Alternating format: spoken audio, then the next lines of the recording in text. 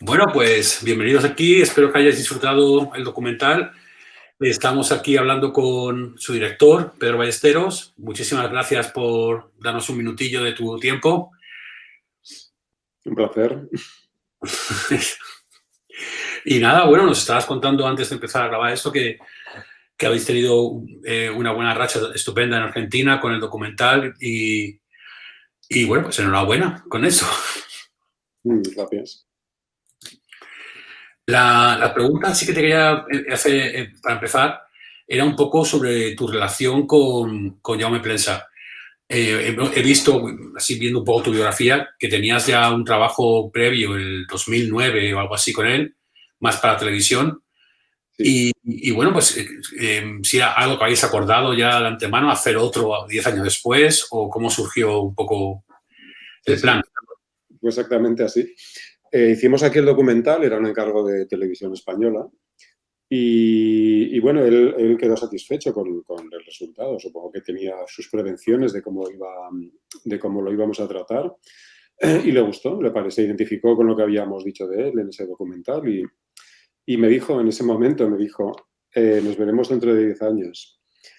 Y 10 años después, pues nos volvimos a ver. Nos volvimos a encontrar para hacer este nuevo docu que iba a ser, bueno, una especie de vuelta, ¿no? De regreso al sitio donde lo habíamos dejado, porque él tenía la sensación de que su trabajo había avanzado de alguna manera significativa y que merecía la pena hacer un nuevo documental que un poco superara aquel que habíamos hecho 10 años atrás, ¿no? Y entonces nos pusimos en marcha con este proyecto, porque también había algunas cosas que se podían seguir. Había sobre todo un elemento que lo puso en marcha, y es que él empezaba a trabajar en Voices, que es la pieza de Hudson Yards en Nueva York, que nos permitía mostrar una obra grande y potente suya desde el principio hasta el final. Y eso, claro, a la hora de armar un documental es muy útil porque tienes un aparente hilo conductor que te permite, bueno, seguirle durante un tiempo concreto. Y durante ese periodo de tiempo también podíamos ir visitando otras piezas repartidas por el mundo, otros procesos que estaban en marcha. Entonces, bueno, con todo eso en la mano nos pusimos a filmar. Estuvimos como 1 año y medio, casi 2 años filmando. Y bueno, puedes seguirme el resultado de este proceso. Bueno, pues estupendo, vamos, un resultado maravilloso. Y es muy interesante cuando hablas de su evolución como artista, porque quería preguntar un poco también sobre eso, ¿no? La estructura de este documental, a pesar de que sí es verdad que va un poco, sigue la línea de, bueno, pues el proyecto que tiene entre manos, pero también está, eh, a ver, me parece que era difícil pensar en cómo estructurar un documental sobre una persona como Jaume Plensa, que cualquiera de sus obras, si le dejas hablar, va a llenar una película de 2 horas, de 3 o de más. Y en la tuya, no sé si se corta, habla muchísimo, también hay otra gente que habla sobre su obra, pero hay como una serie de conceptos que a él le interesan, conceptos casi filosóficos, que informan luego lo que él produce y los proyectos que se ocupa. ¿Nos puedes contar un poco sobre esto, sobre la estructura del documental y la conexión con los intereses de Jaume? Sí, sí, había este hilo aparente, temporal, de esta pieza que nos permitía tener una guía, pero más bien una guía de rodaje, porque no tanto de cómo iba a acabar siendo el documental. Eso no estaba nada claro. Bueno, eso casi nunca lo está en un documental. Casi siempre la estructura, el guión aparece después, al menos en mi caso, ¿no? Y sí, nosotros empezamos a seguirle por todo el mundo y claro, ya empezábamos a ver lo que tú dices, que delante de cada pieza surgían un montón de historias y de ideas y de conceptos que todos nos parecían muy, muy relevantes y muy interesantes. Y empezaba a verse ya que no iba a resultar nada fácil construir una estructura con él, ¿no? Y al final, bueno, realmente es verdad, el documental está estructurado a partir de sus conceptos. Este es el guión. Al final se ha construido a partir de sus ideas y no a través de una estructura temporal, ni temática, ni de formas, sino de conceptos, ¿no? Y eso, claro, ha resultado complicado, porque, claro, aparecían nexos entre las cosas que decía y las ideas que aparecen en sus obras por todas partes, ¿no? Unas conectaban con otras, otros con unas. Bueno, había como una telaraña de posibles caminos que no resultó nada fácil desentrañar, ¿no? Pero bueno, al final, gracias a Aurora Sully, que es la montadora y guionista del documental, encontramos al final un modo de hacer que todo hilara, ¿no? Y eso fue seguramente la parte más apasionante de hacer este documental, porque claro, ocurre que Jaume es una persona que es capaz de expresarse con mucha precisión, pero que, como ves, es como un manantial. O sea, no puede decir muchas cosas y todas muy relevantes sobre todos sus trabajos. Y al final el trabajo interesante era justamente eliminar, ¿no? Porque cada vez que estábamos delante de una pieza, él decía muchas cosas. Y al final quedan muy pocas. Y al principio decías, pero ¿cómo? No sé, todo esto que dice me parece relevante, ¿cómo lo voy a quitar, no? Al final el interés estaba precisamente en, dejando lo mínimo, poder contar lo máximo. Y yo creo que yo estoy contento al final de que no he hecho en falta nada, que creo que al final todo lo importante está dicho.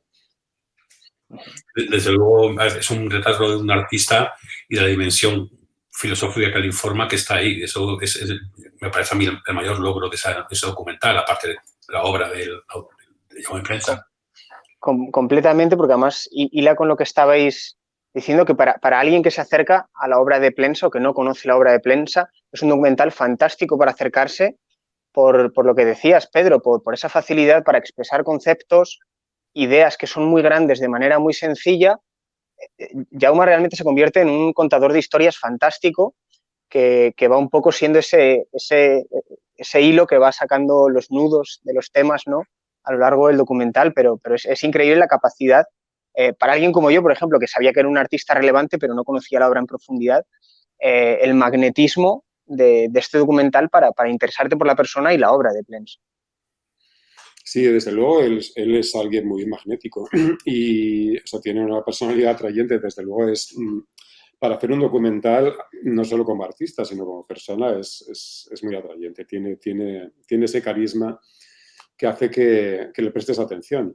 Y ocurre que él, además, como decía antes, tiene como muy entrenadas sus facultades expresivas, porque es alguien que da conferencias, ha hecho TED Talks y... En fin, es alguien que está acostumbrado ya a expresarse verbalmente. Hay artistas que no, hay artistas que se defienden con su obra y ya está. Pero en su caso no es así. O sea, él... De hecho, las personas que conocen su obra y que han visto entrevistas suyas, muchas de las cosas que dice aquí las ha dicho ya muchas veces. No es que estemos descubriendo tampoco nada nuevo, ¿no? Para los que lo conocen, ¿no? Pero igualmente, porque él ha encontrado la manera de expresar, es lo que decís, de expresar ideas profundas de una manera muy sencilla. Que eso ocurre también con su obra, porque ocurre con su obra que es una obra muy amistosa, que no rechaza a nadie. Quizás en sus principios era más duro lo que hacía, ¿no? Cuando empezó en los 80, en los 90, ¿no? No trabajaba en hierro, sus formas eran más torturadas quizás. Pero con el tiempo él ha entrado en un camino que hace que su trabajo no rechace a nadie. Que tú cuando te encuentras una pieza suya en la calle o en un museo, inmediatamente se crea como una relación, hay como una empatía, ¿no?, entre las piezas y el público. Y eso también sucede en lo que él cuenta y en lo que él dice, ¿no? Y la verdad es que yo, no es que tampoco sea ningún experto en arte, pero la verdad es que yo no he visto con demasiada frecuencia esta actitud en los artistas, ¿no?, hacia su público, ¿no? Como de una generosidad muy grande, ¿no? Decir, bueno, yo tengo estas cosas que decir y no me voy a cortar, os las voy a contar tal como son y voy a dedicar todo el tiempo que haga falta no solo para mostrarte mi obra, sino también para explicársela, ¿no? Eso para mí es muy relevante y creo que es lo que hace que este documental funcione. Sí, es el qué y es el cómo, de cómo lo presenta, de esas ideas tan bellas y a la vez tan complejas, tan grandes, y cómo uno las digiere de manera suave, de manera con una armonía que está en todo el documental, que quizá hila con mi siguiente pregunta, que es esa mezcla entre el ritmo y la sensación de armonía constante en el documental, que tiene que ver con la edición que vosotros habéis hecho, pero tiene que ver con algo que pasa cuando este hombre se acerca a sus esculturas, cuando este hombre está expresando sentimientos, con la manera en la que tú filmas a este hombre. Hay una sensación que parece que se convierte, a ratos me parece que se convierte en el protagonista del documental, que es un sentido de armonía completa. O sea, te deja al final una sensación de paz y de armonía es un poco bálsamo. Tenemos un par de películas en programa que son muy bálsamo, que terminan y dices, wow, qué bien esto que acabo de ver. Sí, además esto es muy relevante, por ejemplo, cuando uno confronta esta película con otras posibles películas que te encuentras esto en los festivales se ve mucho, ¿no? En los festivales de documental, sobre todo. Claro, uno tiende a disfrutar películas que tratan de temas complicados, que tratan de la parte oscura de la sociedad o del mundo, porque muchas veces los documentalistas miramos donde hay problemas. Claro, de repente encontrarte con un documental donde de lo que te hablan no es de problemas, sino, por decirlo de alguna manera, de soluciones, ¿no? Es la solución que él propone, ¿no? La solución de la belleza, ¿no? De confrontar a la gente con la belleza. Y claro, una persona que ha convertido esto en el leitmotiv de su carrera, claro, un documental sobre él tenía que ser armónico por pura necesidad, porque es que cuando tú ves estas cabezas de niños o incluso estos hombres que son un poco más complejos a lo mejor de percepción, tú te sientes acogido. O sea, hay una cosa, hay algo allí que te apela directamente y que te trata bien. Y esto, claro, un documental que te está dando buen rollo, digamos, pues es un poco una rara avis. Los documentales no suelen dar buen rollo. Más bien lo contrario, ¿no? Sí, sí. Sí. No lo digo como un problema, es que es su misión muchas veces, ¿no? Pero a veces un documental, mira, pues puede tener esta otra misión, ¿no? Y la verdad es que estoy encantado de haber podido trabajar en uno, ¿no? Qué bien. Desde luego, y también yo a veces da un poco de envidia encontrar una persona que ha encontrado esa armonía vital y que, como dices, ha hecho de eso el tema de su obra. Hablando de ese tema, el documental se centra, por supuesto, en la obra de Jaume Plensa, pero no llegamos a ver, no sabemos nada de él, muy poco dato biográfico o familiar o nada de él, ¿no? No era una tentación, a lo mejor, haber investigado un poco más en su época más joven, sus estudios, en su niñez. Sí, sí y no. Fíjate que ya hace 10 años ya estaba presente esta posible tentación. Cuando haces un retrato de alguien, parece lógico, ¿no? Bucear en sus orígenes. Y ocurre que no lo hicimos porque yo tengo la sensación de que eso es una cosa para hacer más adelante. Es decir, este documental es una segunda parte de uno que ya se hizo, aunque no sea exactamente eso. Pero claro, para mí él es demasiado joven para hacerle una biografía. Yo creo que o sea, se podía perfectamente haber hablado de todo eso, ¿no? Y además en la historia de Jaume hay muchos elementos interesantes de los que se pueden hablar. Pero me pareció mejor centrarnos en lo esencial de cuál es su ahora mismo. Y en este ahora mismo hay muchos reflejos del pasado, y están. O sea, de hecho, hay varios momentos en que él toca momentos de su infancia que son muy importantes, muy significativos en su trabajo. Pero nos hemos quedado en esos 3 momentos. O sea, si en su infancia o en su pasado hay miles de momentos que pueden ser interesantes, nosotros nos hemos quedado con estos 3. Y para mí, ahora mismo no siento la necesidad de contar más, porque yo creo que eso es algo para ser contado después, más adelante, ¿no? Porque habrá evidentemente un documental sobre Jaume Plensa que no sé si lo haré yo o lo hará otra persona, es igual. Pero eso es para luego, porque creo que es el momento en el que ya puedes echar una mirada completa a su pasado y entonces empezar a hurgar en él. Hay un tema también, aparte de esto que digo, y es que a él no le gusta particularmente mirar atrás. Es una cosa que dice en el docu. Es una cosa que queda parcialmente desdicha por el hecho de hacer una retrospectiva en el MACBA, que es una cosa que bueno, la hizo, pero, ¿sabes? No es que le hiciera muchísima gracia, ¿no? No le gusta mucho mirar atrás. Entonces, bueno, teniendo en cuenta estas dos cosas, estos dos factores, pues al final el documental se quedó así, dejando en el misterio un poco el origen de dónde viene Jaume Plensa, de quién fueron sus padres, de dónde nació, de dónde estudió, de cómo empezó a triunfar, de todo eso, claro, eso siempre te apetece saberlo. Pero bueno, ya se hablará más adelante. No hace más que añadir el misterio al carácter principal, que hace el documental todavía más interesante. Total. En esa línea, por volver a mi obsesión por la armonía de este documental, por ese abrazo que te da que decías, quizá el abrazo más cariñoso o más bonito se produce en Japón.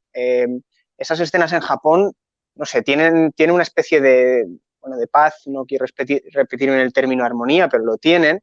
Y sobre todo, para mí la cúspide, hay un momento en el que a mí me toca bastante la piel una reflexión que él hace sobre el agua, como elemento en el que todos nos identificamos, a pesar de razas, backgrounds, países, padres, madres, sexos, ¿no? Un elemento común del que todos venimos.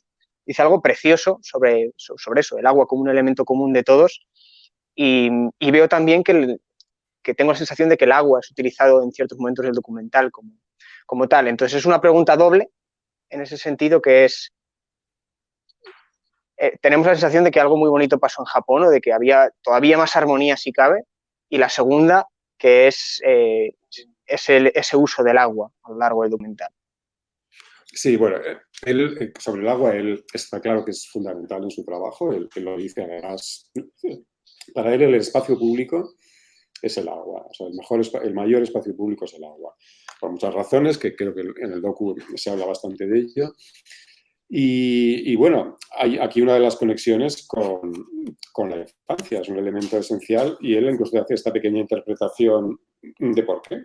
Es decir, ¿por qué él piensa, a lo mejor, no sé si, pero el hecho de no saber nadar, de que el agua sea para él esa cosa inalcanzable, maravillosa, con la que no puede gestionar, probablemente esa es una de las razones por las que el agua se ha convertido para él en una especie de, bueno, no sé, en un elemento imprescindible en su vida, más que otros, justamente porque está fuera de su alcance. Y lo que pasa, por ejemplo, en la fuente, ¿no? Cuando él hizo esa fuente que todo el mundo podía nadar sin hundirse, digamos, o como todas las veces que coloca una pieza delante del agua, que es con mucha frecuencia, pasa en Antibes y ha pasado muchas otras veces en piezas temporales. Para él tiene una magia especial. Y es verdad que en Japón, en esa isla, el hecho de tener una pieza en una isla tiene una relevancia especial. Pero aparte de eso, aparte de la isla, es verdad que Japón para Jaume es muy importante. Por una parte, porque fue donde empezó su trabajo en el espacio público, que es fundamental en él. Y luego porque él conecta con aquel lugar de alguna manera muy especial. Y fuimos allí además, que era una cosa que no estaba prevista en el viaje, porque claro, irse a rodar a Japón son palabras mayores a nivel de producción. Sí. Es un pastizal. Y no íbamos a ir, no estaba previsto.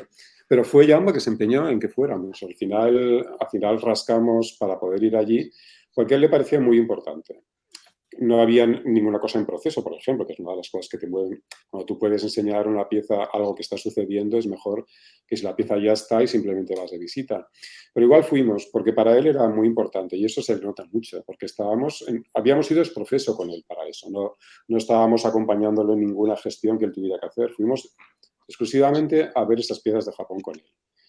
Claro, eso significa dos cosas. Una, que él estaba solamente para eso, y que estábamos yendo porque él tenía como esta necesidad de enseñarnos en persona este lugar. En concreto esta isla, porque hace 10 años nos estuvo enseñando la maqueta, o sea, él la estaba planeando. Dice, mira, estoy planeando este edificio en una isla en Japón, era como una cosa que estaba entonces en proyecto y que al final se materializó. Claro, poderoslo enseñar ya hecho, 10 años después, era muy bonito. Y para allá que nos fuimos. Y además era un poco también, de repente, bueno, era como un viaje que hicimos juntos, que iba más allá de la idea de estar filmando una película, ¿no? Era casi, no sé, un viaje entre amigos, ¿no? Vamos a visitar este sitio tan especial que yo os quiero enseñar, ¿no? Y claro, eso en las secuencias en el documental se nota, ¿no? Se nota esta energía que hay, ¿no? De que estamos todos felices, ¿no? De que es una maravilla estar allí y que es una celebración, ¿no? Poderlo filmar y enseñarlo. Claro, estas cosas de la energía en los documentales se notan mucho, cuando hay esta energía de qué bien, o sea, qué bien que podemos estar aquí, qué feliz me hace poder enseñar esto. Eso está ahí, ¿no? Y se nota. Total, total. Se nota en él ahí tomando su café o no sé qué está tomando allí. Se nota en todo, en su cuerpo, en ese espacio y en cómo lo estéis filmando. Lo que dices, de repente transpira la cámara una sensación bonita que para mí yo creo que es el punto en el que, bueno, conecto más aún con el documental. No sé si al resto de la gente igual, pero sí. Y no, fue una experiencia genial, la verdad. Ir allí es de las que yo recuerdo en mi carrera más chulas, ¿no? Qué bien, o sea, todo está a favor, todo bien, o sea, el escenario, el lugar, el personaje, las obras que estamos viendo, cómo conecta todo. No, fue una experiencia genial. Qué envidia, qué maravilla y qué buen documental, qué buena producto final. Y ahora que Pedro Ballesteros, ¿en qué estás trabajando para enseñarnos? ¿Qué es la siguiente obra que vas a hacer? Bueno, yo estoy ahora intentando sacar adelante un proyecto que tiene que ver un poco con el espacio público también. Es una cosa que está centrada en mi entorno más inmediato, en cosas que tengo aquí al lado, ¿no? No. Este proyecto no me lleva a otro continente, ni a otro país, ni a ningún lugar. Me lleva en 3 kilómetros a la redonda de donde vivo.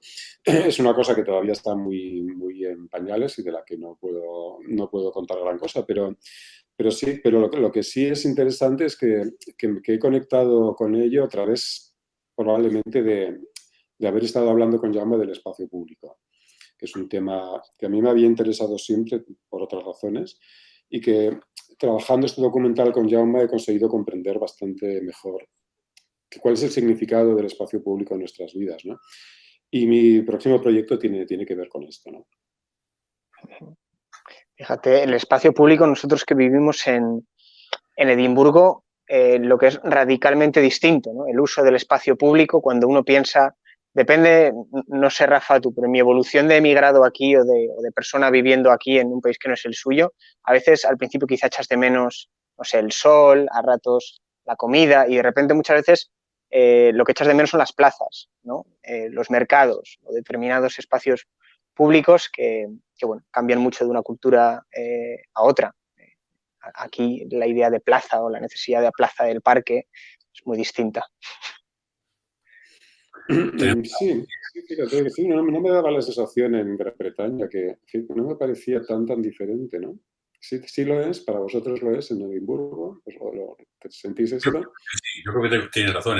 Aquí, desde luego, los sitios, el open doors, eso es lo que prima, ¿no? Tenemos esa suerte de tener una montaña en mitad de la ciudad, una montaña como de las Highlands, pero está en mitad de la ciudad y está protegida y puedes perderte por allí. Es otra cosa, pero no hay estos sitios así públicos, así que, ¿cómo se dice esto en latín? Tiene una palabra preciosa, que congregan a la gente y donde se discuten las cosas, donde se hacen un negocio y todo eso. Los foros, ¿no? O los zocos. Sí. Bueno, aquí lo que pasa es que, claro, es más fácil andar por ahí y sobre todo aquí como espacio público, bueno, aquí son las terrazas, las reinas, ¿no? Pero fíjate que yo, en mi caso, el proyecto en el que estoy habla más bien del espacio público, de lo descarnado. Porque, por ejemplo, ya que habláis de esto, en Europa en general el espacio público, los sitios por los que se mueve la gente tienden a ser un poco más armoniosos. En cambio, aquí las periferias de las ciudades, en concreto, yo vivo en Badalona, no vivo en Barcelona, y el territorio que hay entre Badalona y Barcelona es un territorio muy complejo. O sea, es un sitio, las autopistas, la desembocadura del río, las zonas industriales medio abandonadas que nunca se terminan de llenar. Es un territorio que es verdad que en todas las ciudades, en todos los países existe, ¿no? Pero que en general en Europa uno tiene la sensación de que está un poquito más acabado, un poquito mejor tratado. Quizás en Gran Bretaña quizás el verde ayuda. Y aquí lo que te encuentras es mucho desastre, tanto en la periferia de Barcelona como en la de Madrid. O sea, son sitios a veces muy inacabados y muy hostiles, ¿no? Y eso ahora mismo lo que a mí me está interesando justamente esa supuesta hostilidad y que la gente los acaba utilizando igual, ¿no? No sé si os conocéis el área del Fórum que está al lado de Barcelona, que eso es un sitio que sí que está civilizado, entre comillas, pero que es un terror. O sea, es un espacio brutal, ¿no? Entonces, todos estos sitios vacíos, porque de hecho ocurre, que Barcelona es una ciudad muy densa, sin embargo, al lado mismo tiene territorios enormes, despoblados, vacíos, sin un uso muy concreto, ¿no? Todo eso, por ejemplo, volviendo a Jaume, cuando él le proponen o él tiene la ocasión de colocar una pieza en un lugar, él siempre busca que esa pieza catalice un poco la energía del sitio y que le dé a la gente una referencia una referencia en positivo, una referencia que les ayude a encontrarse a sí mismos, consigo mismos, pero también con el espacio, también con la ciudad. Yo veo que aquí en los alrededores de Barcelona hay muchos lugares que están que no tienen ese catalizador de energía. Él habla de una cosa que no termina de aparecer en el documental, que creo que es muy interesante. Y es que hay sitios donde la energía no fluye. Es decir, él cuando habla, si os fijáis en el documental, hay estos platillos que él toca, o sea, estos gongs que él toca. Y él hablaba que cuando los artesanos que los fabrican van picando con los martillos y haciendo estos agujeros, pero van buscando las zonas donde el metal no vibra. Y eso, él ponía el ejemplo de que en el espacio público hay lugares donde la materia no vibra, que están como enfermos. Y que de repente lo que procura cuando coloca ahí sus piezas es sanarlos. Eso también, él ponía un ejemplo, hay como sanadores orientales que también van buscando los puntos donde no fluye la energía en un cuerpo. Y que eso lo tienes como que arreglar para que esa energía fluya bien.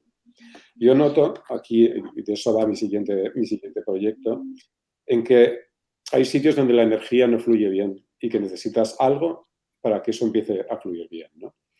Y por eso mi trabajo próximo conecta con lo que acabamos de hacer con Jaume, porque veo que hay lugares donde eso no ocurre y donde podría ocurrir, ¿no? Y creo que eso es una lección, por ejemplo, que he aprendido de él, cómo en el espacio público de pronto pueden suceder pequeños milagros a través de, muchas veces puede ser con una pieza artística o puede ser con un urbanismo bien entendido. Pero de repente eso altera profundamente la manera en cómo vivimos nuestra vida, las personas que los usamos, ¿no? Total, jo. Y qué ganas de verlo, ¿no? No sé si hablo por los dos, pero me están entrando unas ganas de que ya lo firmes, nos lo enseñes ya todo rápido, no. Pero sin conseguirlo porque es prisa. muy virtual, pero por otra parte también es muy sencillo de hacer, porque todo lo que quiero hablar está a 3 kilómetros de mi casa, no más. Entonces no tengo, vamos, o sea, de hecho ahora estoy haciendo la prospección para el documental, no, solo tengo que ir en bici. O sea, no tengo ni que coger un vehículo. O sea, para todos los sitios de los que quiero hablar, todo lo estoy haciendo la prospección de personajes, de lugares, pues en bici. Y eso, claro, normalmente en los docus que uno siempre piensa, me iré a la China, me iré a Japón, me iré no sé dónde, y es lo que te hace más ilusión, ¿no? Pues mira, ahora justamente estoy hablando de lo que tengo más cerca. COVID obliga también, ¿no?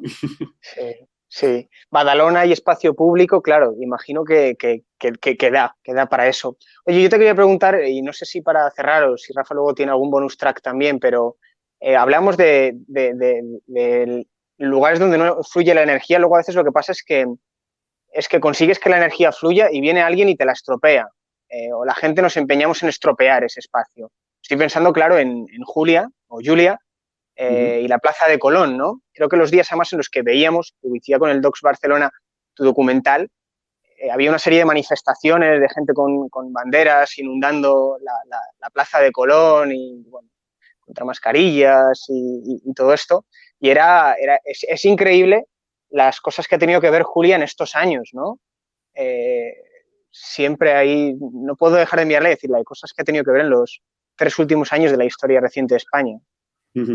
Bueno, no, sí, esa pieza en ese lugar es genial en muchos sentidos, porque es un poco un compendio de toda la filosofía de Jaume a la hora de tratar el espacio público, porque si hay un espacio público complicado es la Plaza de Colón, de toda la vida, vamos, es un sitio que no funciona para nada.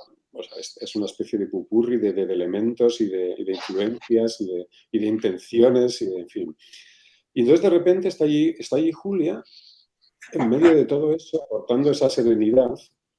Y claro, es que pase lo que pase, digamos que Julia ha conseguido arreglarlo. Es verdad que, bueno, pues se montó una manifestación de ultraderecha y parece que todo se ha estropeado, pero no, pero Julia sigue allí, impertérrita, y puede pasar cualquier cosa a su alrededor que a ella le da igual. Y, ups, espera que tengo aquí a mi hija trayéndome una nota. Hola. Luego te lo digo. Un momento. Escríbelo. Ay, sí, me está preguntando una cosa en inglés.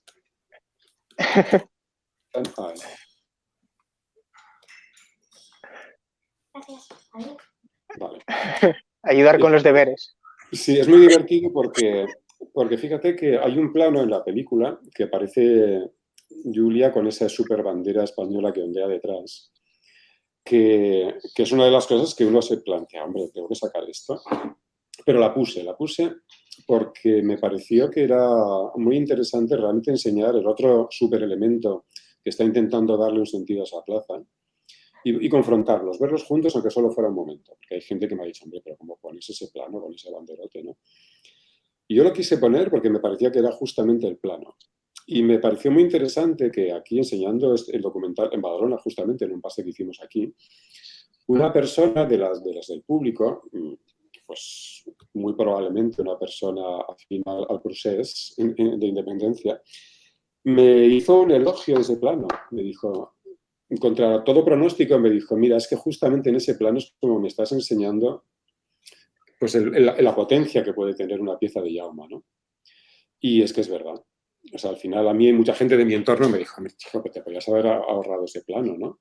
Y no, es a mí cuando este señor con su lazo amarillo y toda su cosa me dijo, hombre, no, claro, es que esa pieza de alguna manera como demuestra realmente la potencia de Jaume, que es capaz de confrontar un símbolo de ese tamaño y salir airosa. Entonces, claro, ocurre que creo que la energía que esa pieza aporta a esa plaza, ni la manifestación más feroz, ni los disturbios más terribles, ni los gritos más horribles pueden acabar con ello. Y la prueba es que esa pieza que tenía que haber estado para un año, es posible que se acabe quedando, porque el plan de esa pieza, bueno, en ese lugar, que era donde estaba la estatua de Colón, la idea del ayuntamiento era poner una pieza cada año, de artistas diferentes. Y claro, la pieza funciona también allí que todo el mundo quiere que se quede.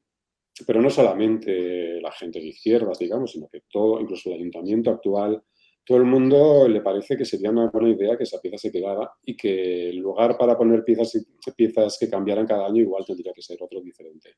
Creo que están ahí como negociando a ver si eso es posible o no. Pero es muy interesante ver que esa pieza la reivindica todo el mundo, gente de cualquier tendencia, incluso la gente que está encantada con que esté esa mega bandera, ¿no? O sea, hay algo en esas piezas que hace que la energía fluya para todo el mundo, sea quien sea. Total. Pues qué bien. Yo creo que con ese comentario, Alberto, yo no tengo más preguntas así. Bueno, me encantaría seguir charlando con Pedro, pero también veo que tienes ahí lío en casa. No, pero me están portándose muy bien. Solo me han traído un papelito y ha sido muy discreta la intervención. Así que no, Es realmente, Pedro, un abrazo. Se siente como un abrazo. Pensamos en esa escena no sé, me viene a la cabeza esa película de Oliver Lasse de O que arde, que es ese abrazo dentro del árbol, pero es una película que en muchos sentidos se transforma en eso. Yo en días muy convulsos de mayo, creo que eran, nos trajo una paz que no se paga. En mitad de lo que estábamos viviendo en esa época, no hay precio que se pague por lo que uno sentía cuando acababa el documental. Así que gracias por hacer este documental. Mucha suerte con los proyectos futuros y al resto que nos estáis viendo, os recomendamos que visitéis también la piecita, las videointroducciones que van a hacer desde Royal Scottish Academy, que fue el primer sitio donde se exhibió el trabajo de Jaume Plensa en 1992 en Reino Unido, aquí en Edimburgo, y escultores como Kenny Hunter van a estar un poco respondiendo, comentando, haciéndose una introducción desde su punto de vista a la obra de Plensa. Así que gracias. Gracias a vosotros y me alegro mucho de que os haya dado tanta paz. Muchas gracias. Hasta la próxima. Chao.